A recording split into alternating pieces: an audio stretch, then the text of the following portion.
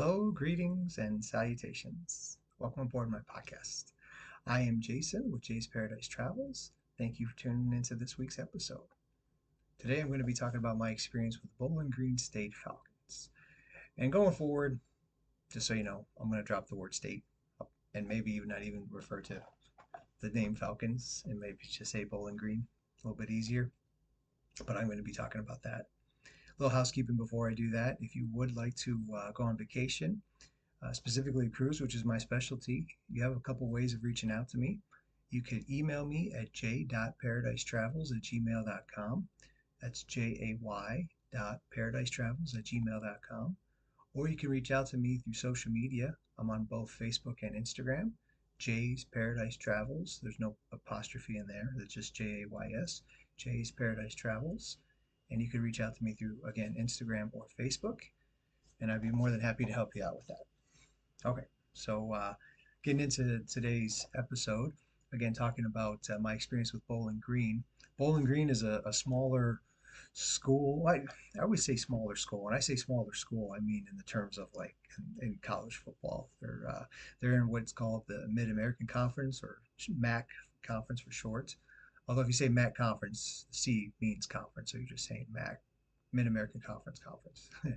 Anyways, but they're in the MAC, and not a humongous program when it comes to college football. How big their campus is, I don't know. I don't really ever get into how the size of a campus, their endowment, or anything like that, or their enrollment. I don't. I strictly look at it in terms of where they are in regards to football. That's kind of it. And some might not be huge in football, but they might be huge in basketball and vice versa. I don't follow Bowling Green's basketball program at all. And I don't really follow football. I just know that they're not like huge. They're more on the smaller side. But at the time that I went to go see them, I was even seeing smaller schools. If anyone was in the what used to be called Division 1A, now it's called FBS, Full Bowl Series. If any team was in that league, I would go see them. It's only been recently, more so after I stopped working for the airlines and getting on a flight wasn't as easier, that I limited it to just the power schools. So had I not seen Bowling Green before, um, my current hobby wouldn't include them now, unless you know circumstances just allowed it to. Then yeah, sure. If I'm at someone's house and hey, we got tickets to this game, you want to go? Yeah, sure. But back then, I was going to go see even the smaller schools. And where I live here in Detroit, Bowling Green is not that far. There's a highway right next to me, I-75, that if I were to take that straight down south, I want to say about an hour to an hour and a half, probably more closer to an hour and a half. I would hit it, and it is right there off the highway. You can literally see it as you're going by. Um, it's not far from me. But ironically, at the time that I went to go see this game, I didn't live in Michigan. I actually lived in Houston. I came up and visited my family, and me and my dad went to the game, just us two. It was on a Friday night, so typically, college football games are played on Saturday, but they do have games that um, will go some on Thursday, some on Friday, and even with that conference that I mentioned, the MAC conference, they'll even play Tuesday night games. How that works out, I don't know, but somehow they have that uh, on their itinerary. Bowling Green wasn't playing on a Tuesday that day; they were playing on a Friday, and came up, visited my family, got to go to the game. I kind of get a kick out of sometimes what they call it. When they play on Tuesday, they call it Tuesday night Maction. A little play on words with them being in the MAC conference. Anyway, came up for that. Me and my dad drove down. Like I said, it's about an hour and a half drive. It's not too far. And this stadium is a stadium that when I looked it up, had been around for a while. And just a little background, a little history of myself. What kind of got me involved in this hobby was I remember growing up, and when I was growing up, we didn't fly too often. It wasn't until I got into my adulthood and was working with the airlines and had flight benefits that I flew more. But prior to that, we drove mostly everywhere. And whenever we drove by a stadium, I was just, you know, in awe of it. Like, oh wow, that looks so cool. Every stadium looks kind of cool and its own design. Um, just was really fascinated by it whenever I drove by it, and I always loved going to live events. My ever since I want to say I was like maybe 4, I think 5, I don't know, really young. My parents took me to Sesame Street Live. That was my very first ever live performance, and I was in love. I loved it. Um, and ever since then, I love going to a live event. Whether it's um, a sports game, a show, from on the theater. Um, you know, just I love live performances.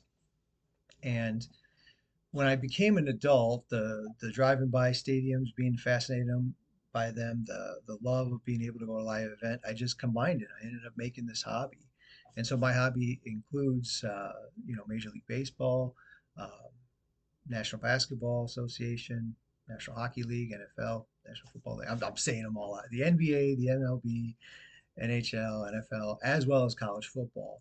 In college football, um, they have so many teams, and like I said, I started out with wanted to do all of them, including smaller football programs such as Bowling Green. As time went on, though, after again not being able to hop on a plane as easy as I could, now I've limited it to just the power schools. Anyways, that's where my love of stadiums came from. And we would drive down south, for vacations to Myrtle Beach. We would go on vacations to Florida. Myrtle Beach, I remember we would go like every winter when I had break from school, and we'd go down there for a couple of years. We went to Florida a few times, just whatever. So we take 75 South, and sure enough, you pass it. And and even though it's not a humongous stadium, it still was a stadium, and I still got excited about it. And it's right there. I mean, right off of 75. There's not like any trees or anything in the way. It's just you can see it clear as day right off the highway. And so I I get excited about it because that was, I think back when I was younger and always loved seeing a stadium. And even to this day, as I go to a game and we get closer and I can see the stadium from afar, I start to get excited. Like, all right, cool, I'm about to see a new one here, and uh, I'm about to take pictures, get to enjoy the atmosphere, all that. So I still get excited. And even recently, when I went down to Tennessee this past college football season, and I drove down 75 to get down to Tennessee, I again passed by the stadium. And even though I've seen it, even though I know it's not the biggest in the world, I still got excited about seeing it. So, anyways, that's just me. You might think that's a little odd or weird, but everyone's got their loves, their passions for things and things that get them excited. Mine is this two couple things: stadiums and cruises, right? And that's mainly what you hear me talking about on these podcasts. All right, going back to that night, Friday night, me and my dad, it was just us two.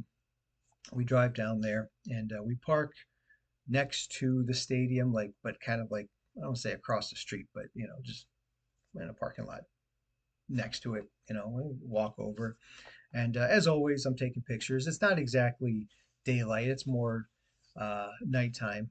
I want to say the game was around like maybe 5 o'clock or something like that, so it might not have been quite dark yet. Might have still been dusk, getting to dark. Um, but obviously, as the time went on, it got dark. So it was still, I guess you consider it a night game. But yeah, get there, park, come across, take some pictures. Now they didn't have a sign of the stadium on the outside. They had BGSU, obviously short for Bowling Green State University. I think they had a picture of like maybe a player on the side of it, but they didn't have a picture of the stadium's name, which I do like to try to take a picture of. But inside they did, and that's when I got it. So the name of the stadium is Dwight Perry Stadium, and there was a sign inside that said "Welcome to the Dwight." I took a picture of that. We get there, and we didn't have tickets. I mean, when it comes to big games, it's not like some big sold out crowd or anything like that. You got to worry about it. And even nowadays, well, back then may have still been a little different, but nowadays almost any game is accessible, even if it's sold out through all these different third-party ticket websites. In our case, we were just gonna walk up to ticket sales and buy a couple tickets. So that's what we did. We went up in line, and they had a few people deep. We're just sitting there waiting in line, and out of nowhere, just out of nowhere, guy comes up. You guys looking to go to the game? Look over. Here's some guy. Yeah. Here's two tickets. He hands this to us. We look down, look up, and he's gone. He walked away. He's gone. It was like some angel that came out of nowhere and just blessed us with tickets. Just out of nowhere. Here you go, two free tickets. Now at some point you're thinking, all right, is this legit? But it's Bowling Green. It's not like uh, if they don't, we'll just go back to the ticket counter. It's not like we missed out on anything. So we went in, scanned it, let us in. All right, cool. The one and only time that has ever happened to me in my life, or waiting in line for tickets, someone out of nowhere just comes up and gives us two free tickets. Cool. And that's what happened. So that was a little unique, nice experience with that. Me and my dad were looking at each other like, all right, whatever. All right, cool. Let's go in. And sure enough, we did. Being that it was, November time, this was closer to the end of the season. It was a night game, so it was cold, it was chilly. I won't say that it was unbearable. Perhaps you may have recalled a podcast I did previously where I talked about the different MAC teams in Michigan, Western, Central, Eastern Michigan. Well, that Central game that I went to, that was like the coldest game I'd ever been to in my life. And you know, may, it was some part of it could be because it's just a cold evening and there's not like a ton of people in these games. They're smaller schools when it comes to football, so there's not like a lot of body heat with the people. Um, so that was one of the coolest games. So you may think like in a November time, not a lot of people, nighttime, it would be that way. It was cold, it was chilly, but not unbearable. We were able to tolerate it okay. We were bundled up enough and we were all right. At a certain point, we went and got some hot chocolate. They sold some hot chocolate there, and if I remember correctly, it was pretty reasonable, maybe like $2 or $3. Whether or not that's prices nowadays, I don't know. Maybe it's gone up a little bit. I want to say it was no more than maybe $5, but I don't recall them being too expensive. So we got some hot chocolate, sipped on that. That helped. Um, you know, and it made it work. Yeah, it wasn't too bad. As regards the game itself, Akron actually ended up. So they were playing the Akron Zips. I always find that kind of a funny name, and I don't know if Akron and Bowling Green are necessarily a rival. They're in the MAC, but I want to say more so Bowling Green is rivalry with Toledo. I think they're a little closer to each other. Who they ended up playing the following week. Anyways, this game they were playing Akron. Akron started off with a field goal to make it 3-0, but Bowling Green did respond by scoring a touchdown in the first quarter to take a 7-3 lead at the end of the first.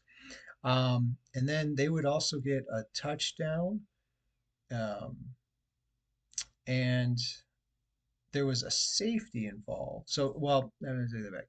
Akron responded by scoring a touchdown, but then got a safety on themselves. So Bowling Green got the safety. So the score ended up being 10-9 at halftime. Kind of a unique score. Well, not too unique, because I mean sometimes you could get 9 points by a few, like three field goals, but in this case it was a touchdown and a safety. So 10-9 going into the second half. And then Bowling Green ended up scoring a couple touchdowns in the third quarter. Akron responded with a field goal of their own to make it 23-13 at the end of the third. In the fourth quarter, it went. There was like three different touchdowns. Bowling Green, Akron, Bowling Green. But Bowling Green missed the point after attempt. So instead of 14 points, it ended up being 13 points for 36 total. And then Akron had their touchdown, which they were at that time 13, made it 20, so ended up being the final score 36-20 in favor of Bowling Green. They won the game. Yay for Bowling Green. I was a Bowling Green fan for a day. And I do remember at one end of the stadium, they have their scoreboard wasn't too huge. Took a picture of that in the final score. And then on the other side, a little unique to them. They have like an athletic facility. I don't know how to pronounce it exactly. It's SEBO. So I want to say SIBO, but I could be off on that. And if you are listening and you are affiliated with Bowling Green and I pronounced that incorrectly, I apologize. I don't know exactly how it's pronounced. My guess is SIBO. And I think that's like an athletic facility where the student athletes train and do conditioning and stuff. So that's right next to it. And that's kind of, it was kind of a neat little looking facility, sign with it, and kind of heightens it from just a stadium with a stadium and a facility attached to it. Kind of just adds to it a little bit. So that's kind of nice. As I mentioned, it's not a humongous stadium, and so even the crowd wasn't too huge. Um, but there were, some fans. It wasn't like it was a ghost town. And they, yeah, and they won that game. So just trying to think if there was anything too uh, unique about them aside from maybe that athletic facility. Can't think of anything. As regards Bowling Green themselves, as I mentioned, being in the MAC and not a humongous school when it comes to football. But at one point, they did have, now I remember this was before I went to their game, and I want to say a few years before I went to their game. But there was a coach, and you may have heard of him, especially if you're a college football fan. You definitely have probably heard of him. But his name was Urban Meyer, who actually coached at Bowling Green um, before he went to Utah. And I remember being at work once, and I was on my break. I was looking up, and I was looking up college football, and Bowling Green was in the top 25. That's how good he got them at one point. I mean, Urban Meyer, and I know Michigan fans probably listen don't care for him, but got to respect that he was a good, you know, college football coach, regardless of your feelings of him. If you're a Michigan fan that may be listening, if you're an Ohio State fan, you love the guy. If you're listening to this, um, but yeah, he knew how to coach college football, that's for sure. And to be able to get Bowling Green in the top 25, not many coaches can say that they've done that before. Um, and so he was doing that. And then, he eventually went to Utah, and then from Utah to Florida, and Florida up to Ohio State. I believe that was his career path, and then out to Jacksonville. Um, so they, at one point they had, pretty decent, but when I saw them, wasn't quite the case. When I saw them and they did win, that win ended up being their sixth win that season, which made them bowl eligible. If you're unfamiliar with college football, there's a bunch of bowl games at the end of the year that teams will play in, and you have to win at least six games to qualify to be in one of those bowls. That ended up being their sixth victory. They did end up winning the game the week after against Toledo as well. So they finished 7-5. They went to the Humanitarian Bowl that year, played Idaho, and lost to them. And it was a high scoring game, only lost by 1 point. They lost 43-42. So I'm guessing at that time for Bowling Green, that was probably a good season for them. And amongst themselves in regards to the MAC conference, I don't think they're like at the bottom tier or anything. I think they're always they probably have their up and down years as any team. I don't follow them a ton, but I don't always see them and think, okay, they're the losers of the conference. I think they're middle of the pack, maybe even competing to win the conference championship themselves. I don't know if they have any like big upset wins against a bigger team. They probably do. Again, I don't follow them too much, but at some point they may have, and if they have, cool, good for them. I kind of get a kick out of their colors. I want to say that it's like, what is this, orange and brown, and white as well, something like that. And their name is Bowling Green. You would think, I mean, it's there, right? Put green in your color scheme. Your name is Bowling Green, even though that's the name of the town, the city. Still, the word green is there. Just add it in. Put green in your color scheme somehow. But instead, you went with orange and brown and white. I don't know. Kind of reminds me of the Cleveland Browns um, color scheme. Or maybe I don't know. I don't know. Whoever made those decisions many years ago, I wasn't a part of it, and they couldn't care less about what I think anyway. So, I kind of find it funny. Bowling Green, there's no green at all. Yeah. In fact, I had a roommate when I lived in New York, and he was down in Kentucky area, and if I remember correctly, he also was in Bowling Green. I think there's a Bowling Green, Kentucky, and I think that's where he was from, or his friend was, something like that. Yeah. Anyways, so more than one. Um, and and because I'm kind of a fan of like play on words and everything, I haven't looked it up. I don't know if colleges do this, but I'm curious if they do have a bowling team. I mean, they are Bowling Green, right? So do they do they play bowling? Do they go bowling? Do they have a bowling team? Is there a bowling alley there? If you went bowling at Bowling Green, that'd be kind of funny. Or at the end of the year, if you go to the bowl game, you're going bowling. Bowling is in a bowl game. Bowling Green is in a bowl.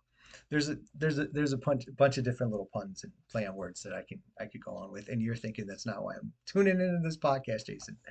But if you ever did get to know me on a personal level, my silly sense of humor that I have, there it is. A little bit came out just now. Yeah, so that's me for you.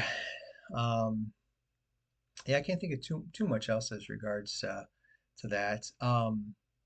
But if it is something that you do want to go, I mean, like I said, I don't know much about every college outside of football, like how big their university is and what even they specialize in, what kind of program. Maybe they're the top university in, a certain field, and I have no idea. Maybe they're the top, I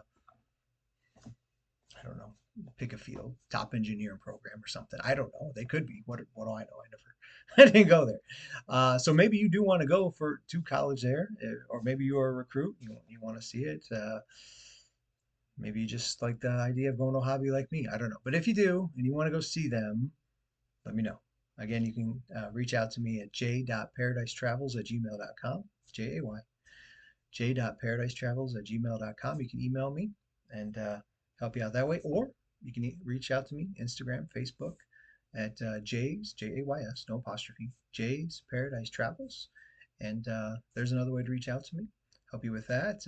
Take a look at Bowling Green if you want to go see this little stadium that's right off of I-75 that I love passing. Even though I am not a Bowling Green fan, I was for one day. I'm not a Bowling Green fan. I have no affiliation to it, nothing at all. But I love going by that stadium because it reminds me of being younger and how excited I was to go by the stadium and what led me into this hobby, which this hobby has taken me all over the United States, being able to see different stadiums, experience some fun games, some electrifying crowds, and some good times. And that was part of it. That was part of the reason going by a stadium and getting excited about it. And even if it's smaller, I mean, I'll admit there's some high school teams in like Texas that have bigger stadiums and more fuller crowds than some of the MAC teams do. But that's okay. I still get a kick off. So if you want to go see it and go see that little nice stadium that's right off of 75, again, just let me know. Be happy to help you out with that. And if but if there's that, any other stadium, or if you want to go on vacation, uh, on a cruise, again, is my specialty. Let me know as well. I do appreciate you tuning in to this week. Hope you liked it. Hope you learned something from it, and hope it was something that you enjoyed. And if it was, please like the video. Please subscribe to the channel, and also please share it with other people. Leave a comment too. Tell me your thoughts on Bowling Green. If you have any thoughts, if you have your own story with regards to Bowling Green, if you watched them on TV and you had your friends over and it was a good time, if you went to a game, if you took a tour to campus, school, whatever. I'd love to hear any type of stories or experiences or thoughts towards them. I started that last week on the podcast. I'd like to continue that over. Feel free to do that, but please, I don't want this to be like, and I know Bowling Green doesn't have like some humongous heated rivalry, but if it is a team that you do not like, and let's even use the word hate, not looking for like troll jobs and things like that, or arguments amongst fan bases. Definitely not that. Just just pleasant experiences or thoughts, even or if it's a negative experience too, that's okay too. But just keep it nice and clean. We're not looking for hatred filled type of comments here. So Just please be mindful of that if you do. So, but I do want to. I'd love to hear from you as well. So, anyways, thanks again for listening. Look forward to talking to you again later. Have a good day, guys. Take care. Bye bye.